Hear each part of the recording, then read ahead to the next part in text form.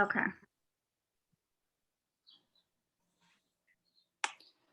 Okay, good morning. We are reading the 14 lessons, and we are in Chapter 8, Experimental Healing. We find to our satisfaction that we will have sufficient space in which to give our students a brief experiments in actual occult healing, which they may practice. These experiments are given merely as examples, of course, and are not to be taken as being full instructions in various forms of occult healing.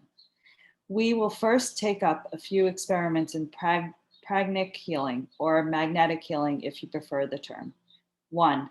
Let the patient sit in a chair, you standing before him. Let your hands hang loosely by your sides, and then swing them loosely to and fro for a few seconds until you feel a tingling sensation at the tip of your fingers.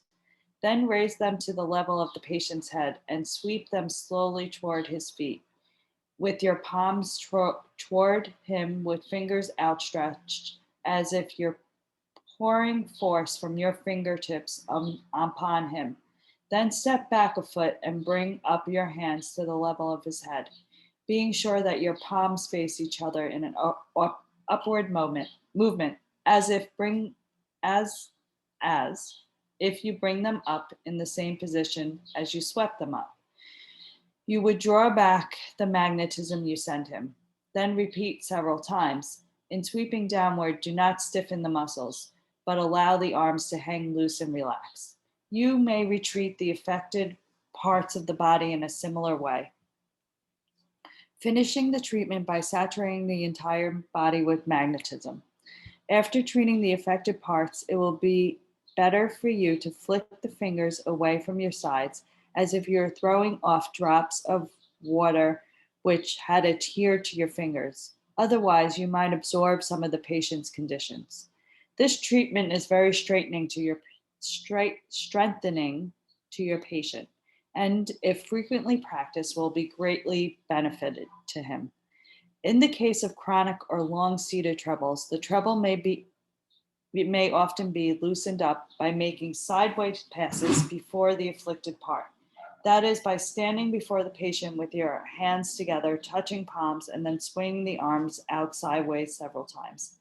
This treatment should always be followed by downward passes to equalize the circulation. 2. In chapter, I'm bad at Roman numerals. It's okay. Just skip it. It's 14. In chapter 9, Science of Breath. Oh, 9? Okay. I'm not sure. We have given a number of valuable experiments in this form of healing, which we advise the student to study and practice if he is interested in this phase of subject. Part 3. Headaches may be relieved by having the patient sit down in front of you, you standing back of his chair and passing your fingers down and spread open to double circles over the top of his head, not touching his head, however. After a few seconds, you will actually feel the passage of magnetism from your fingers and the patient's pain to be soothed. Another good method of removing pain in the body is to stand before the patient and present your palm to the affected area at several inches away from the body. Hold the palm steady for a few seconds and then begin a slow rotary motion round and round over the seat of the pain. This is quite stimulating and tends to restore normal conditions. Point your forefinger toward the affected part of a few inches away from the body, and keeping the finger steadily pointed, move the hand around just as if you were boring a hole with the point of the finger. This will often start the circulation at the point affected and bring about improved conditions. Placing the hands on the head of the patient over the temples and holding them for time has a good effect and is a favorite form of treatment of this kind. Stroking the patient's body over the clothing has a tendency to stimulate and equalize the circulation and to relieve congestion. 7. Much of the value of massage and similar forms of manipulative treatment comes from the prana, which is projected from the healer into the patient. During the process of rubbing and manipulating, if the rubbing and manipulating is accompanied by a conscious desire of the healer to direct the flow of prana into the patient, as greatly increased flow is obtained. If the practice is accompanied with rhythmic breathing, as explained in the science of breath, the effect is much better. 9. Breathing upon the affected area is practiced by many races of people and is often potent means of conveying prana to the affected area. This is often performed by placing a bit of cotton between the flesh of the person and the healer and the breath heating up the cloth and adding the stimulation and warmth in addition to other effects. 10. Magnetized water is often employed by magnetic healers, and many good results are reported to have been obtained in this way. The simplest form of magnetizing water is to hold a glass by the bottom in the left hand, and then gathering together the fingers in the right hand, shake them gently over the water just as you were shaking drops of water into the glass. You may add to the effect by afterwards making downward passes over the glass with the right hand, passing the prana into the water. Rhythmic breathing will assist in the transferring of prana into the water. Water, thus charged with prana, is stimulating to sick people or those suffering from weakness, particularly if they sip it slowly, holding their mind in a receptive attitude, and if possible, forming a mental picture of the prana from the water being taken up by the system and invigorating them. We will now take a few experiments in several forms of mental healing, or psychic healing, as some prefer to term it. 1. Autosuggestion consists in suggesting to oneself the physical conditions one wishes to bring about. The autosuggestions should be spoken audibly or silently, just as one would speak to another, earnestly and seriously, letting the mind from the mental picture of the conditions referred to in the word. For instance, my stomach is strong, strong, strong, able to digest the food given it, able to assimilate the nourishment from the food, able to give me the nourishment, which means health and strength. My digestion is good, good, good, and I am enjoying and digesting and assimilating my food, converting it into rich red blood, which is carrying health and strength to all parts of my body, building it up and making me strong man or woman. Similar autosuggestions or affirmations applied to other parts of the body will work equally good results. The attention and mind being directed to the parts mentioned, causing an increased supply of prana to be sent there, and the pictured condition to be brought about. Enter into the spirit of the autosuggestions and get thoroughly in earnest over them, and so far as possible from the mental image of the healthy condition desired. See yourself as you wish yourself to be. You may help the cure along the treating yourself by methods describing in the experiments of pranic healing. 2. Suggestions of healing given to others operate on the same principle as do the autosuggestions just described, except that the healer must impress upon the mind of the patient the desired conditions instead of the patient doing it for himself. Much better results may be obtained where the healer and the patient both cooperate in mental image and when the patient flows the healer's suggestion in his mind and forms the mental picture implied by the healer's work. The healer suggests that which he wishes to bring about, and the patient allows the suggestions to sink into his instinctive mind, where they are taken up and afterwards manifested in physical results. The best suggestionists are men of vitality who send forceful thoughts charged with prana into the organism of the patient at the same time that the suggestions are given. In nearly all forms of mental healing, several methods are intermingled, as the student will discover for himself. If he takes the trouble to analyze the treatments, the instinctive mind often falls into bad habits of attending to the body. By the reason of the person having departed from the natural way of living and having caused the instinctive mind to take up these incorrect habits. Suggestion and autosuggestion bring back the instinctive mind to normal functioning, and the body speedily recovers its former harmony. In many cases, all that is needed is suggestive treatment is to have to relieve the mind of fear and worry and depressing thoughts which have interfered with the proper harmony of the body and which have prevented the proper amount of prana from being distributed to the parts.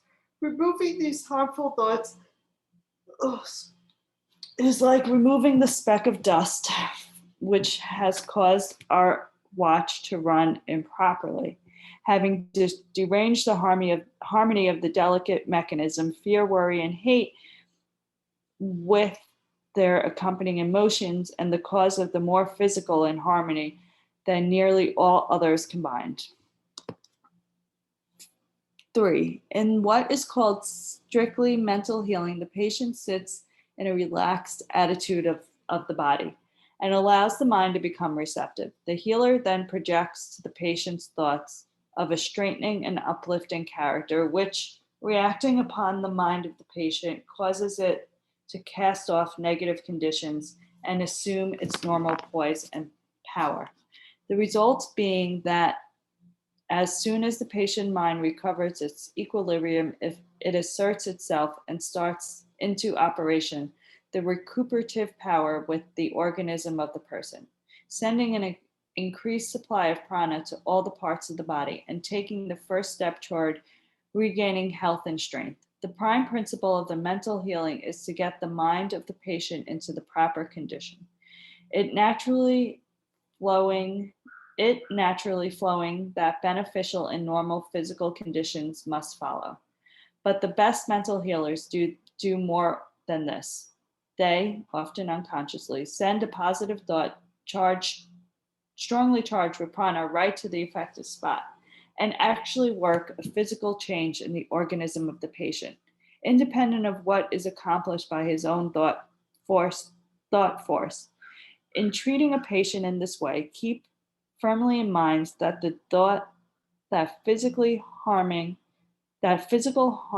is being reestablished in the patient, and that the health is his normal condition, and that all negative thoughts are being expelled from his mind. Picture him as strongly and healthy in the mind and in the body. Picture all the conditions you wish to establish within him. Then concentrate the mind and fairly dart into his body or into the affected part a strong penetrating thought, the purpose of which is to work the desired physical change, casting out abnormal conditions and reestablishing normal conditions and functioning.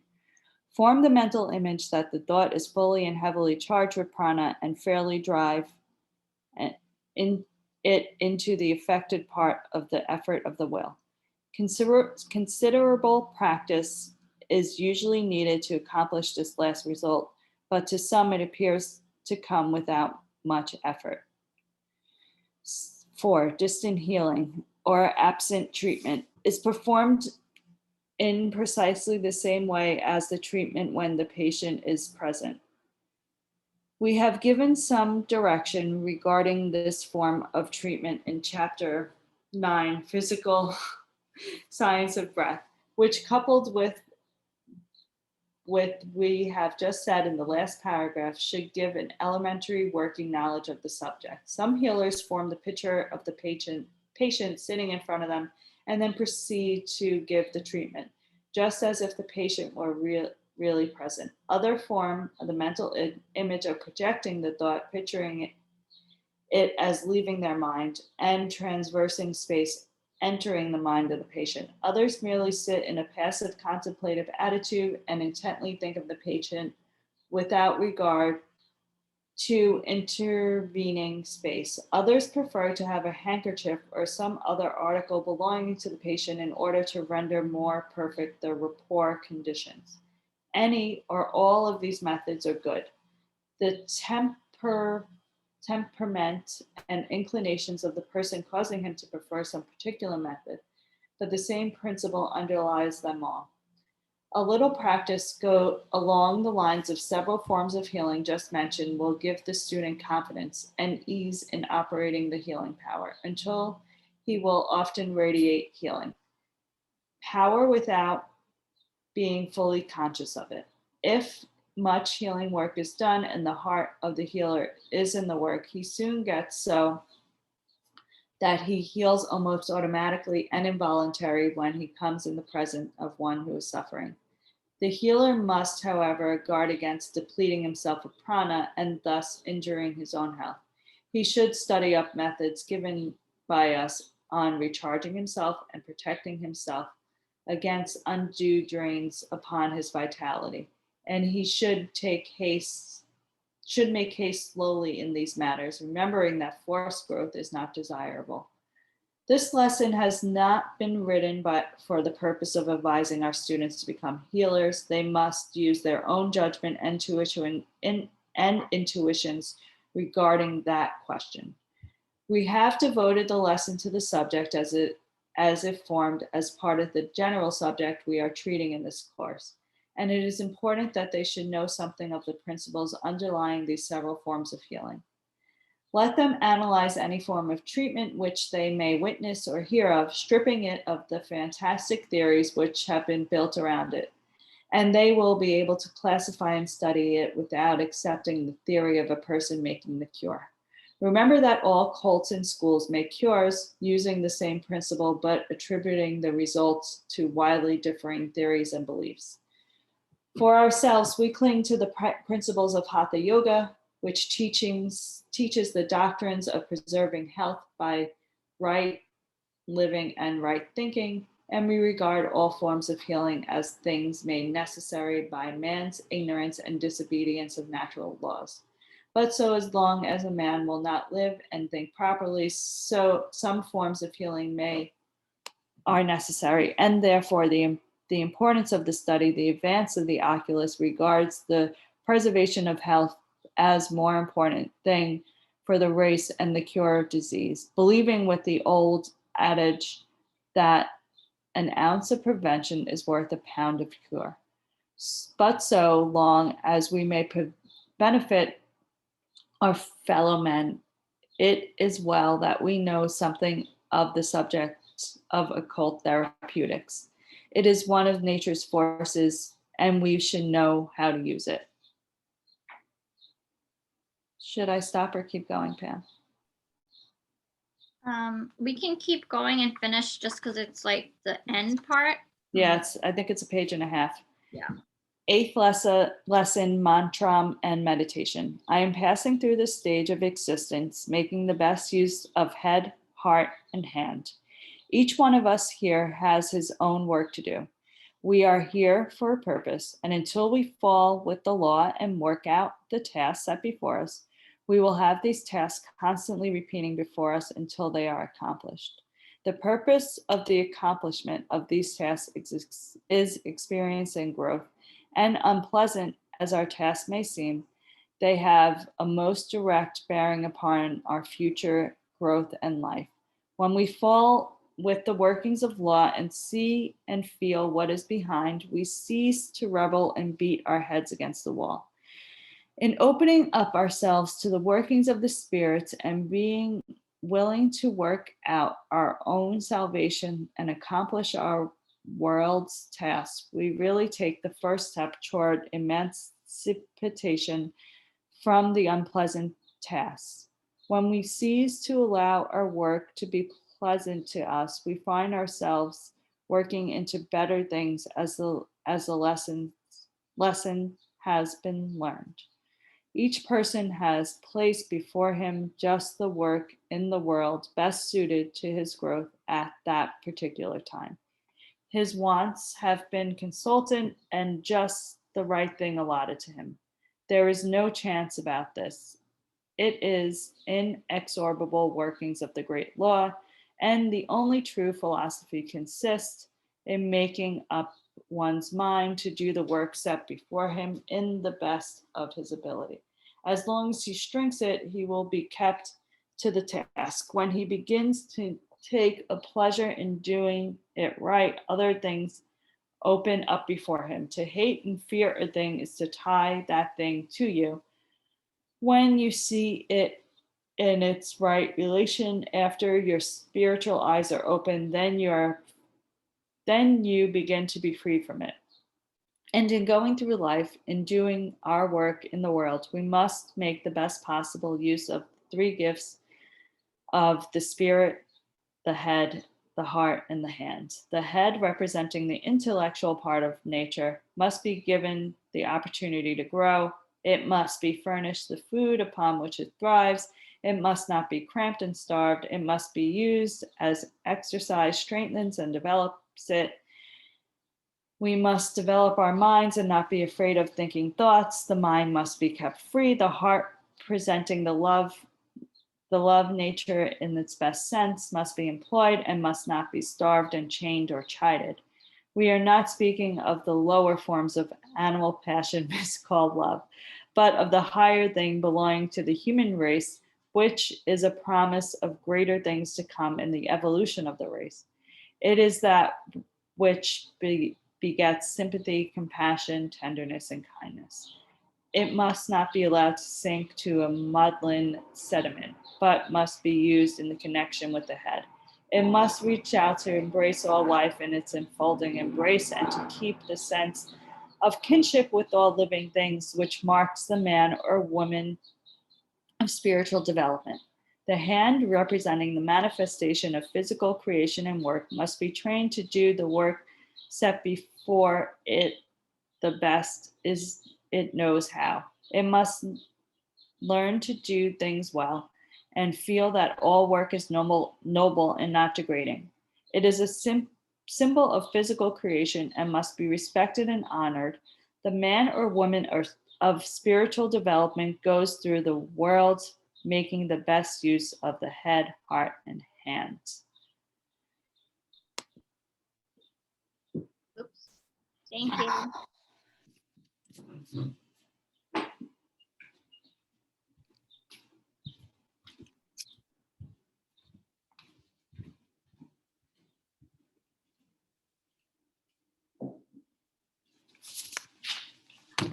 That ending is one of my favorite ones of the book. That reminder. Yeah. It has like a little bit of the Gita in it where it's like, do your job, but it has like a twist on it because it's like while you're doing your job, like really stay focused on it. And even if you're not totally enjoying it, because then something else will open up, like get your task done and then see what else is available to you. Yeah, I thought that I like it. I like it. I feel like everything we read in some way ties back to the Gita, but it's like The Gita is the last book we all just read, so it's fresh on our minds. It's the part about like that you'll keep repeating things if you don't address them properly. Yeah. Is interesting. It makes me wonder what I'm repeating. Yeah, well, and that's another lesson too, right? Like if you like the obstacles that keep giving it to you. I feel like we've talked about this. Like if something keeps coming up and it's the same obstacle being shown in different forms, like if you're having the same fight with different people, Right. you know, are you really having the same fight with different people? Or if you remove yourself from the situation and look at it from an outsider, you can pause and be like, all right, what is really being worked on here? Yeah. I had a conversation with somebody about this yesterday, but it's kind of plain to see when you're out of it. But when you're the person watching the other person, you're like, yeah, that's gonna happen to you again. But but when you're that person, it's really hard to see. Yeah. Or maybe you refuse to see. I don't know. Yeah. We have our blinders on.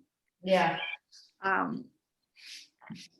felt like when you were reading this experimental healing part is it probably speaks to some people and doesn't speak to some people. When we were reading it, it reminded me of when we were reading, I don't know if you were part of it. I think it was the Hatha Yoga book when they were going through the poses and like they were like it's hard to read steps without doing them. So if this spoke to you and you want to read more about it, I encourage you to find a teacher to help you walk you through these things. Or you can practice, you can just pick one and like try to work it out at home. The water thing was interesting though, like taking the glass of water in your hand and like playing with the magnetism in it. Yeah. Yeah, I thought this was all really interesting. And just to touch on what you guys were saying about like the cycles of like if you don't work through something, it keeps coming up in your life. Yeah. I feel like that's I mean, obviously it's so true. And it's so apparent like when after you kind of get the like whatever it is that you have to learn from whatever the lesson that keeps repeating itself, once you learn it and you get it, you see it's like so clear, like how did I get this, right? I don't know if anyone's ever like moved past and you're like, I mean, it would have been so easy, like why didn't I just learn that, you know, even from like, I don't know, something simple like dating the wrong guys. Yeah. Like, you know, like why did I even, you know, bother with that? But then maybe it's like working through whatever other underlying issues, but you didn't connect the dots, so you kept going into the same, you know, cycle. But I always call it like the cycles of life. And if you like, it'll repeat itself until you learn whatever it is that you need to learn from that lesson, you know. And then otherwise it, you know, just repeats in different forms and comes up in different areas of life. And it's just, you know, I don't know. I think it's like so interesting how, like you said, it's so clear when you're like seeing someone else cycle through like the same issues and you're like, you easily move past that, like just let that go. But it's so hard when it's you. Yeah, it's so hard when you're going through it. Right. And I'm sure there's cycles that I can't identify, but others are like, duh. Duh, Domenica, you're doing it again. Right. And this is part of that karma that we talk about. So like if you believe or not believe in that like coming back idea, so like your past karmas are in this life with you, and whatever you're doing now is going to be part of your future karmas. And if you don't work out what you need to work out in this lifetime, you're coming back and you're getting the same lessons next time. So you might as well just do the work. Exactly. Like, I don't know what I believe in, but I know. for the sake of not knowing, I might as well just get the work done so that we do it. Yeah, we might as well do it either way. And like Tony Robbins said, if you're not growing, you're dying. So if you're not doing the work and growing, you're just moving towards the other, you know, like kind of moving into, I guess, the next phase to repeat it all. So maybe you'll do the work then. Yeah.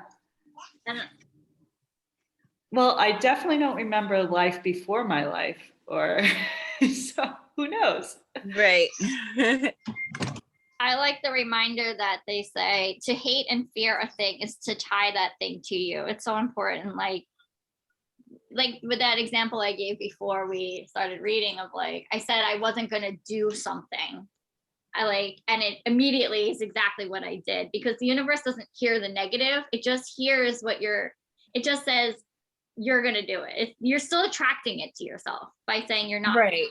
Yeah, because it's like when you think about it, like you said, it doesn't hear the negative. So you think about it and you just attract it. Whether you're thinking that you don't want to do something or you do want to do it, either way, you're attracting it.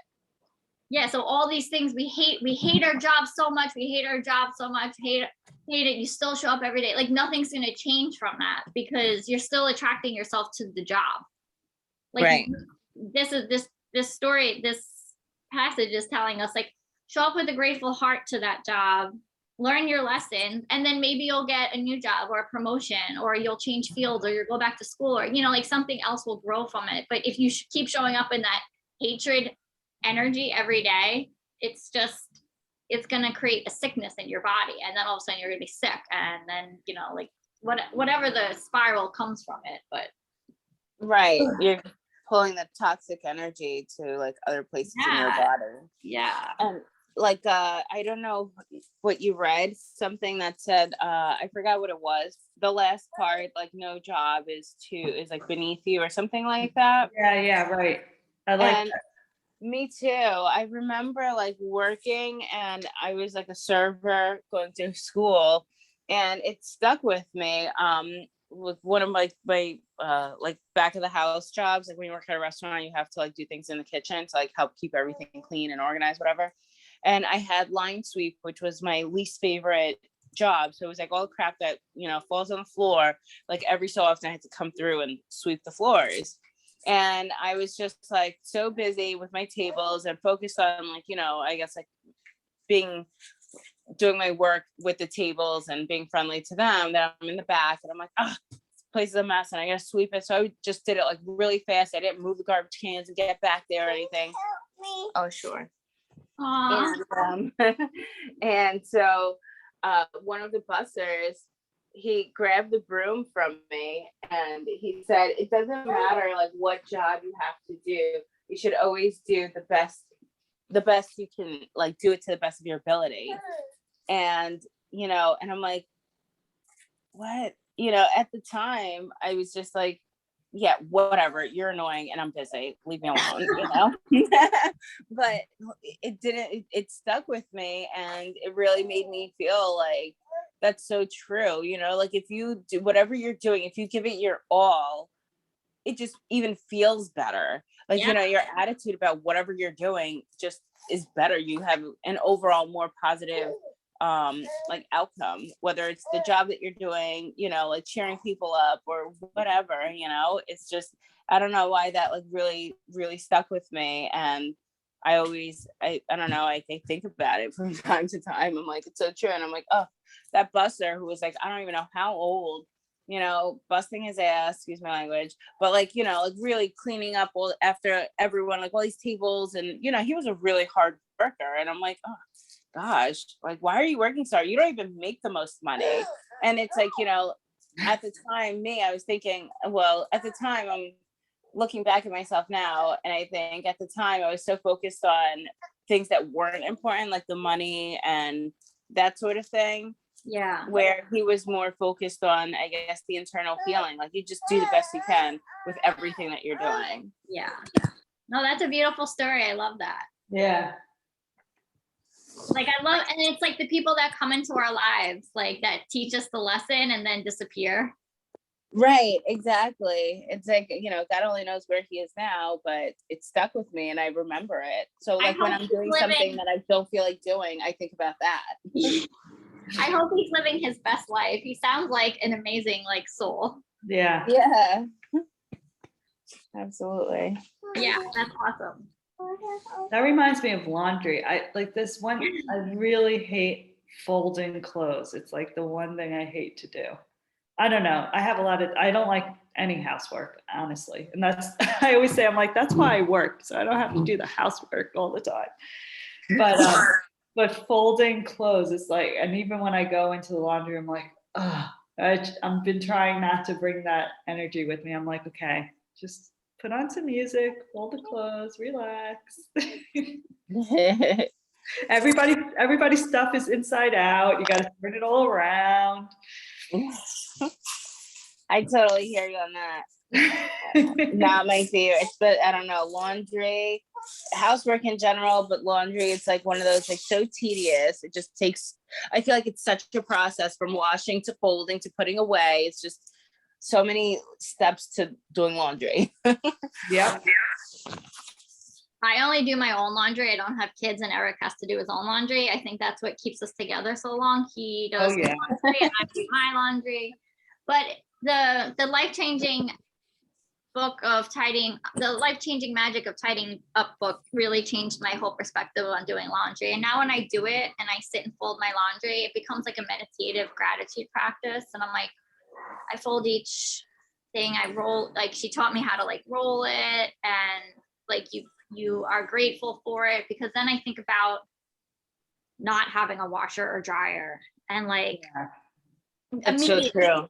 Immediately my perspective shifts, like not having to drag my stuff to a laundromat. Like, could you imagine, some people have to do that all during COVID, like we are safe at home, but they had to still leave, and some people can't even afford public transportation to get to the laundromat, or they have to walk there. I mean, the fact, if you have a washer and dryer in your house, do not complain to me about doing laundry. Yeah, that's true. That's true. I forget when I lived in an apartment with my son and I had to bring all the laundry out.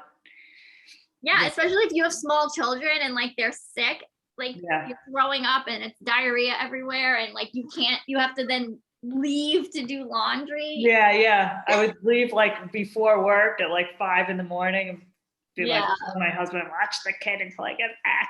Yeah. Anytime my friends are complaining to me about laundry, I'm like, no, don't complain to me about laundry. Don't complain about laundry.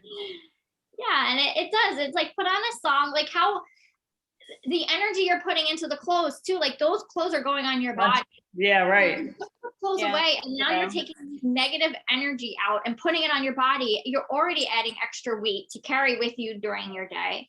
It's like you have to thank these clothes for protecting your skin. And like once you it's such a silly process, but like really once you create joy through your clothing, it's the first thing we do in the morning. We get up and we pick what we're putting on, whether we're staying home or going out. Like this is one of my favorite t-shirts. Like it may not look like anything to you guys, but like my best friend gave me this t-shirt from a pizzeria in Chicago. Like, so every time I put it on, it brings me like these huge smiles.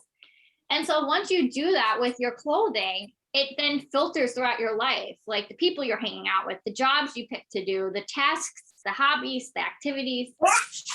And so when I go to pick out my clothes now, when you put that positive energy into folding them, when you go to pick it out, like it just brings already a smile to your face. Like it's not like, oh.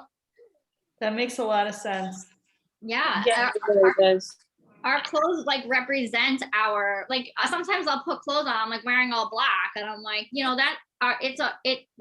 people see, it's like the first thing they see when they see us is our clothes. Like it's like I'm trying to think of the word, like it represents what our mood is. Like I can't show up to my JP Morgan Wall Street job in my yoga pajama clothes. Like they'll be like, what? Although I really am pushing for it. They want me in business casual clothes because that's what they want me to represent, All right, it's 8:16. Let's do some breath and meditate. We're a little over because we usually end at 8:30. So I'm going to lead us through some alternate nostril breath. And then I'll set the timer for 20 minutes. I'll stay on, but if you guys have to hop off. If you're new to meditation practice, 20 minutes feels like a really long time. Sometimes it does feel like a really long time for me. The important thing is I just make myself stay. And it's not about quieting my mind. It's about just like noticing my mind and keeping a one-pointed focus. So choosing how you want to create that one-pointed focus this morning. First, getting the body comfortable. So with breath work, we want the spine straight. So you can lay down on your back or sit up nice and tall. I like to prop myself up on a block to get my hips higher than my knees. And you'll slightly engage the core. Taking breaths in through the nose and out through the nose.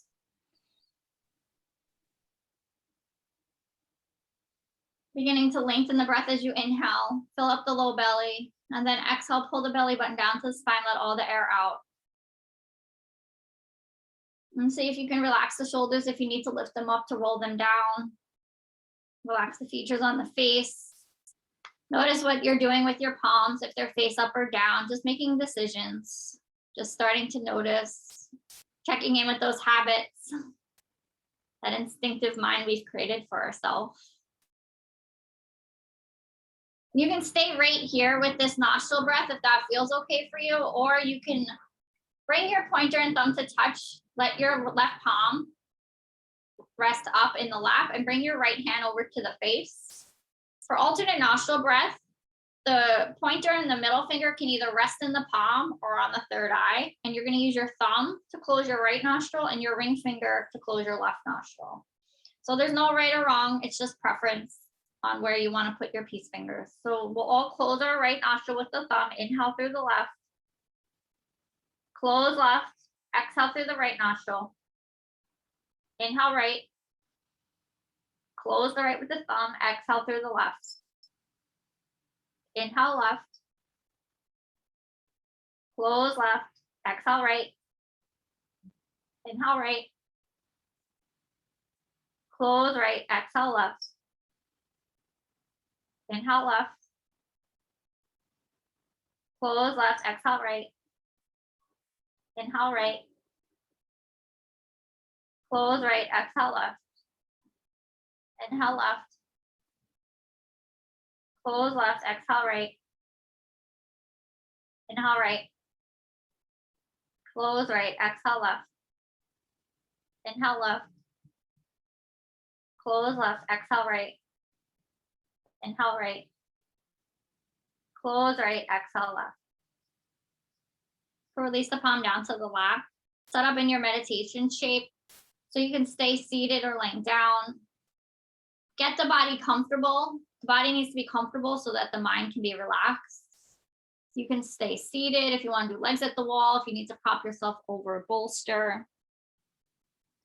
And then practice that one-pointed meditation. So if you want to keep the eyes closed, you can bring the point inward, either the third eye, the space between the eyebrows, or the heart center, or maybe you're fixing your gaze on something externally, like a candle flame or a pencil or a book, something that brings you joy. I'm setting the timer, and if you need to set your own timer or end early, have a beautiful day.